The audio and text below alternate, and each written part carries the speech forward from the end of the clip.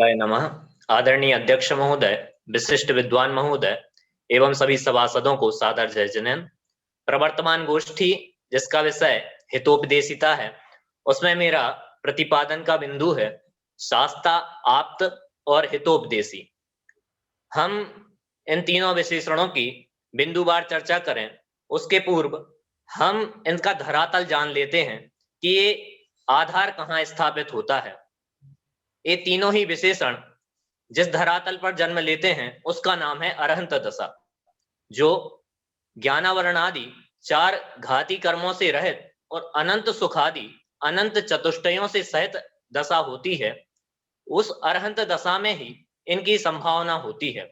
यदि अरहंत दशा के बिना कोई इन तीन विशेषणों की संभावना मानता है तो उसके ज्ञान में मिथ्यापना आता है। हम तीनों ही विशेषणों की बिंदुवार चर्चा करें उसके पहले एक बात जान लें कि कोई भी शब्द पूर्ण पर्यायवाची नहीं होते, क्योंकि यदि वे पूर्ण पर्यायवाची होंगे तो वे दो शब्द नहीं हो सकते। किसी न किसी संदर्भ में उनके भिन्न अर्थ होते ही हैं।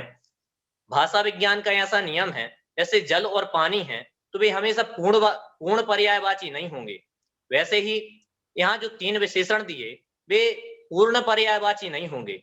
संदर्भ के अनुसार उनका अर्थांतर हो सकता है, भले ही वे तीनों भाव रूप में या स्वरूप के रूप में किसी एक ही वस्तु को क्यों ना बताएं, किसी एक ही तथ्य की ओर इशारा क्यों ना करें, लेकिन अर्थांतर होता है। इसलिए हमें तीन विशेषण प्राप्त हुए हैं। इसलिए हम तीनों की भिन्न भिन्न चर्चा करें।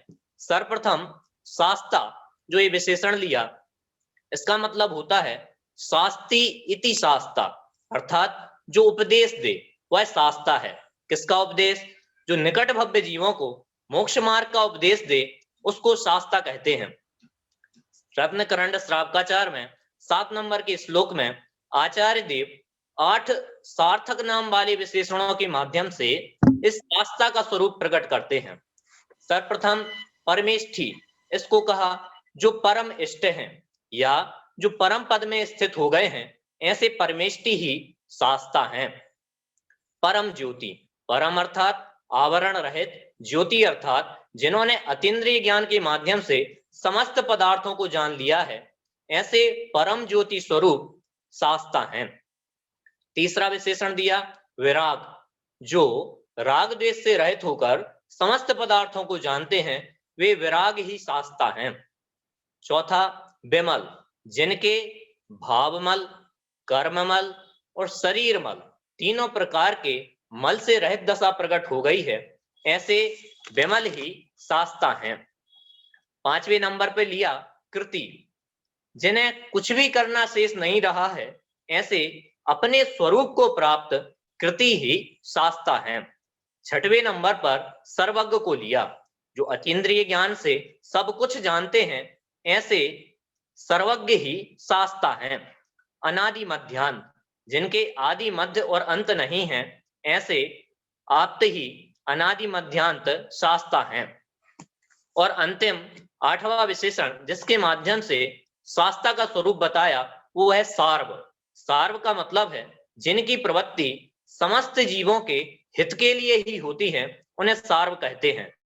और ऐसे शास्ता ही हैं जिनकी प्रवृत्ति सब जीवों के हित के लिए होती है। ये पहले विशेषण की चर्चा हुई। अर्थ जो इनका प्रतिपादित किया जा रहा है वो भले ही एक को बताता हो, लेकिन शब्दार्थ की दृष्टि से इनमें भिन्नता है, उसको अपन देख रहे हैं। द्वितीय विशेषण है आप्त। आप्त शब्द आप धातु से बना है, जिसका अर्थ होता है प्राप्त करना। इसके हम दो प्रकार से अर्थ ले सकते हैं। जिन्होंने अपने अनंत गुणों को अपने में प्राप्त कर लिया है, ऐसे आप्त हैं। दूसरा, जिनसे हमें तत्व ज्ञान का या मोक्ष मार्ग का उपदेश प्राप्त होता है, ऐसे आप्त हैं। दूसरी दृष्टि से हम आप्त का स्वरूप देखें तो न्याय दीपिका के 3 अध्याय के 76 नंबर के पैराग्राफ में आचार्य देव लिखते हैं, प्रत्यक्ष प्रमित सकलार्थत्वे सति परम हितोपदेशकः आप्तः, अर्थात जो प्रत्यक्ष ज्ञान के द्वारा समस्त पदार्थों का ज्ञाता है और परम हितोपदेशी है, वह आप्त है। यहाँ दो विशेषण दिए। पहला प्रत्यक्ष ज्ञान से, इस विशेषण के माध्यम से आचार्य देव ने श्रुत केवलियों में अति व्याप्ति का निराकरण कर दिया। दूसरा परम हितोपदेशी विशेषण के द्वारा आचार्य देव ने सिद्धों में इस अति व्याप्ति का निराकरण कर दिया। श्रावकाचार्य के श्लोक नंबर 5 में आप्त का स्वरूप बताते देव लिखते हैं, आप्ते नो छिन्न दोषेण सर्वज्ञेन गमेशिना भवितव्यम नियोगेन नान्यथा ह्याप्तता भवेत्। निर्दोषपना, सर्वज्ञपना और परम हितोपदेशीपना, इन तीन विशेषणों सहित ही निश्चय से आप्तपना होता है। इनके बिना आप्तपना संभव नहीं है। न्याय में एक और छोटी सी परिभाषा आती है, यो यत्र वंचकः सा तत्र आप्तः। जो जिस विषय में अवंचक अर्थात ठग नहीं होता, या हम कहें जो जिस विषय में विशेषज्ञ होता है वह उस विषय का आप्त होता है।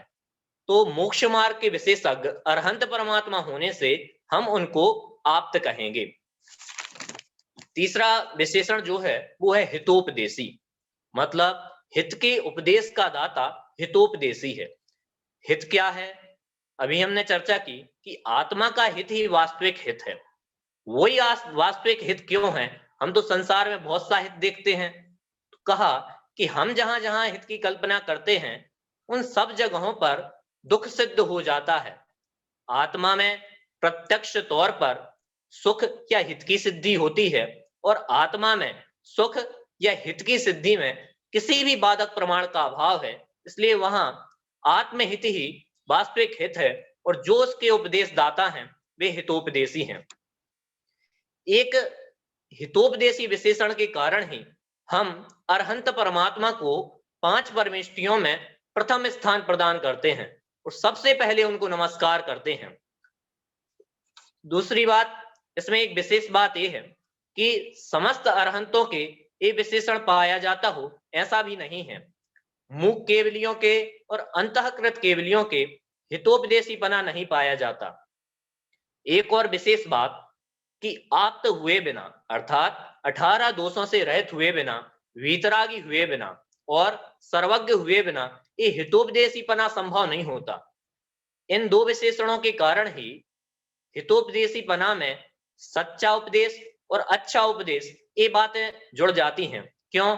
क्योंकि जो झूठ होता है वो अज्ञानता से बोला जाता है, और हितोपदेशी सर्वज्ञ होने के कारण अज्ञानता नष्ट हो जाने के कारण उनके झूठ बोलने का प्रसंग प्राप्त नहीं होता। इसलिए वे जो भी बात करते हैं सच बात ही प्रकट करते हैं। दूसरी बात, जो भलाई बुराई होती है वो राग द्वेष के कारण होती है, और आप वीतरागी होने से, राग द्वेष का अभाव होने से आप जो भी बात करेंगे वह सही ही बात करेंगे, और जो सही बात है वही हमारे हित की बात है। इसलिए अच्छी बात आपके उपदेश में आती है। फिर ये उपदेश होता कब है?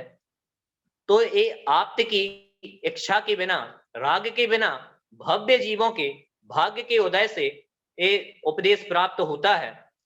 ये उपदेश सिद्धों के नहीं होता। सिद्धों के मन वचन काय रूप त्रियोग का अभाव होने से उपदेश की संभावना नहीं होती। इस प्रकार ये हितोपदेशीपना, शास्ता या आप्त, ये तीनों ही विशेषण एक आप्त में गर्भित हो जाते हैं। इनके शब्दार्थ भिन्न हो सकते हैं लेकिन स्वरूपार्थ में कोई भिन्नता नहीं है। इस प्रकार हम इनका स्वरूप समझें, ऐसी मंगल भावना से अपनी बात को विराम दें। बहुत बढ़िया आपने बताया, सारे आपने शब्दों के अर्थ बताए और पर्यायवाची भी बताए, उनके भी अर्थ बताए, और ये भी बताया कि आप्त में ये सब गर्भित हो जाते हैं। बहुत बहुत धन्यवाद आपका। मैं विशेषज्ञ विद्वान अगर इस विषय में कोई टिप्पणी करना चाहे तो मैं उनको आमंत्रित करती हूँ। वैसे तो मुझे लग रही है हमारे महाविद्यालय की गोष्ठी हो रही है और अध्यापक को दोष देखने की आदत हो जाती है। दोष दिखाने के लिए नहीं, दोष निकालने के लिए।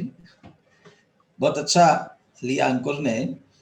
पहले 3 शब्द दिए और तीनों शब्द नय की दृष्टि से पर्यायवाची नहीं होते।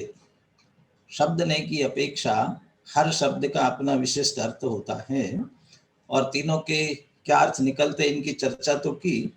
शास्ता की चर्चा करते समय जो शास्ता शास्ति सतो हितम एक श्लोक जो रत्नगण श्रावकाचार्य में आया, शास्ता शास्ति सतो हितम, तो वहां तो सीधा जो आपने व्याख्या की परम ज्योति परमेष्टि इत्यादि कह करके जो वीतरागी सर्वज्ञ भगवान की बात की गई है, तीर्थंकर की मुख्यता से उसी की बात ली गई। लेकिन शास्ता शब्द से शासन करने वाला ये होता है ना, शासन करने वाला वो शास्ता। और आज अभी शासन भगवान महावीर का जैसे चल रहा है, कहते भगवान महावीर का शासन। यहाँ ये कौन सा शासन, ये वीतरागी सर्वज्ञ होकर के क्या शासन करते हैं जिसके कारण इनको शास्ता कहा जाता है। तो वो वास्तव में शासन निरूपण का ही है, उपदेश का ही है, इसलिए वह शास्ता शब्द से इसमें जुड़ा हुआ है। तीनों का सामान्य अर्थ लेते हैं सामान्य दृष्टि से, तो क्या अन्य पर भी ये विशेषताएं घटित हो सकती हैं क्या? तो अन्य पर घटित तो होती है, लेकिन हमारा जो विवक्षित अभी है समविरूढ़ से, हमारा तो अभी वीतरागी सर्वज्ञ भगवान के लिए ही ये तीनों विशेषण रूढ़ हुए हैं, इसलिए हमारे वीतरागी सर्वज्ञ में ही ये वास्तव में घटित होते हैं। बहुत अच्छा विश्लेषण किया। ठीक है।